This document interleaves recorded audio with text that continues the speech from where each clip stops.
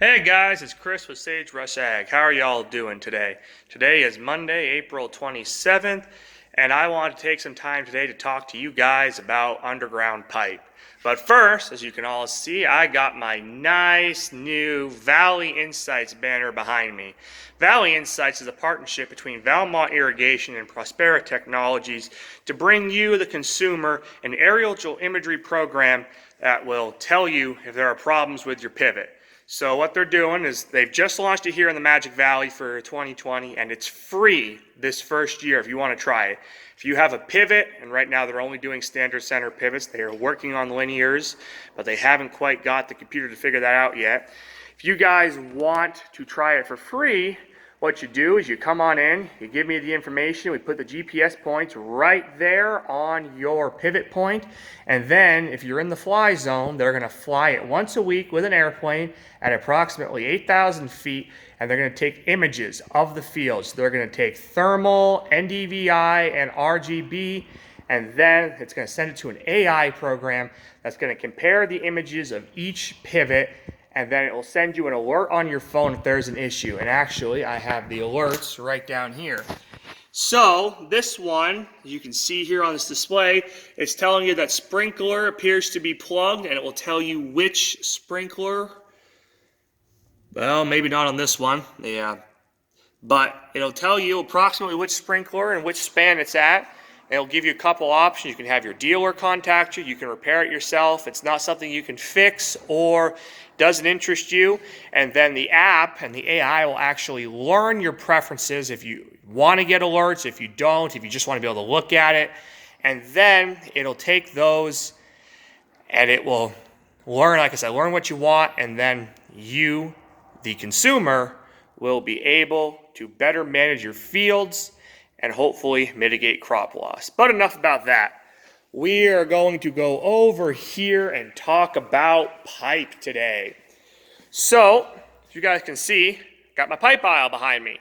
And I've got all kinds of pipe. I've got 6-inch, then we got the 8-inch over there, the 10s, the 12s. They make larger sizes. We don't stock a ton of it. These are the common size, and I got everything from 4-inch smaller over there. But, look up here. I want to talk to you about PIP and IPS pipe. So PIP and IPS pipe are standard underground pipes that are used to run water to pivots, under fields, pretty much anywhere you want to run water, you can use PIP and IPS pipe. They got a fairly heavy wall. Now, this is a coupler, so it's a little different, but they have heavy walls and they're great, and they come in all kinds of sizes. You can get 60 pounds, 80 pounds, 100 pounds, 160 PSI, all of those, and you can get it based on how much water you actually want to move and how much pressure you're going to have. And you have to talk to a certified, I guess, be a technician. In this case, is my boss Jeremy. He does all these calculations to figure out what size of pipe you need and how much PSI it needs to handle. But anyway, PIP and IPS. Excuse me. A lot of people think that pipe is pipe, and well, pipe is pipe. Not all pipe is the same. PIP and IPS are the two common underground sizes that are used.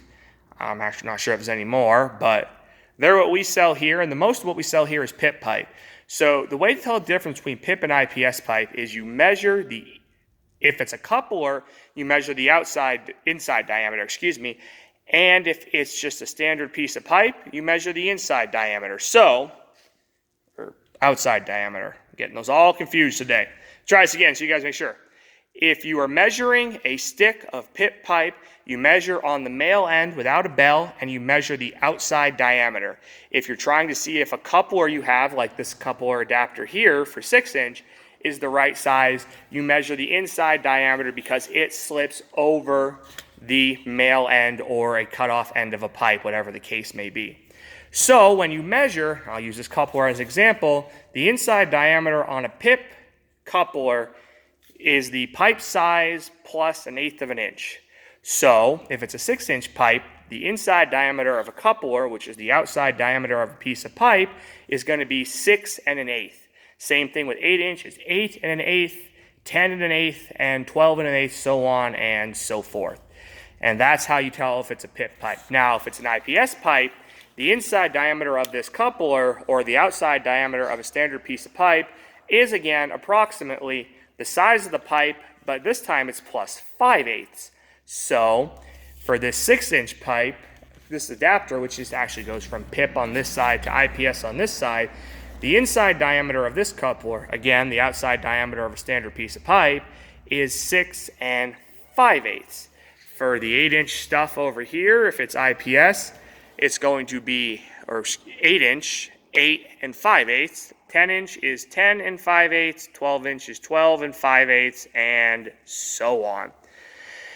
And that's how you tell the difference. Common misconception is that you can just get a standard coupler and put them together. Well, that doesn't work. There are 3 standard sizes of pipe that we sell here. We got the PIP and IPS Underground Pipe. Put this guy away.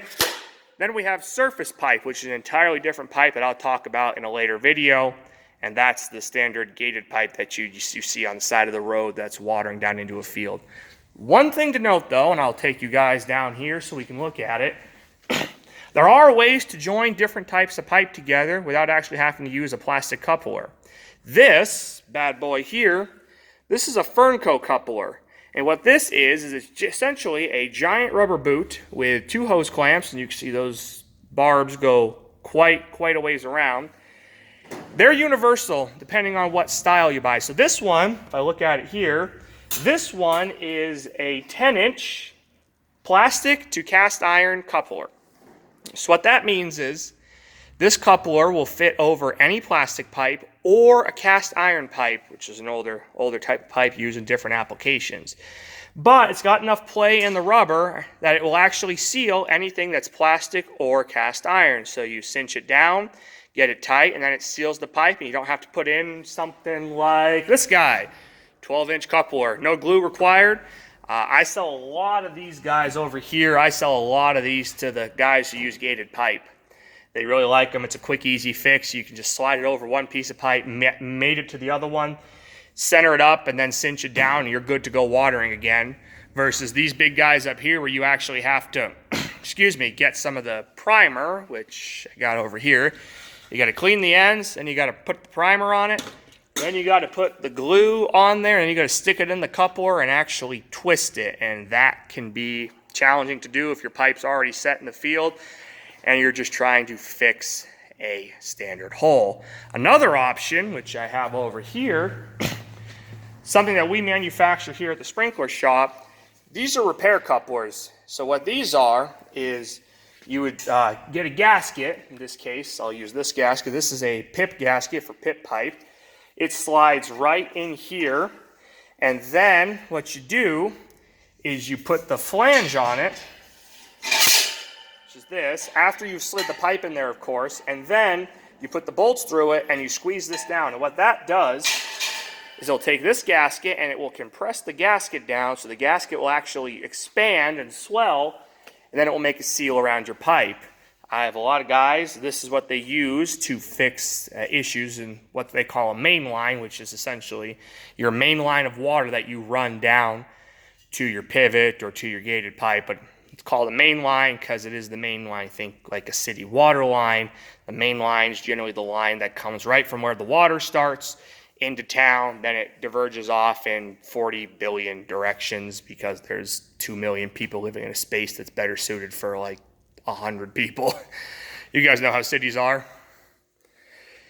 So that's how that sits, and you just put it in there, put it on both sides, and those, I actually didn't show you this, I should though, be unfair of me if I didn't.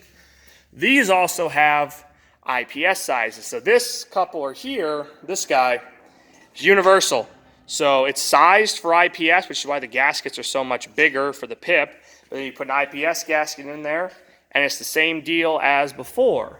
All you do is you put the gasket in there, put the pipe in there, and make sure to put the ring on before you stick the pipe through.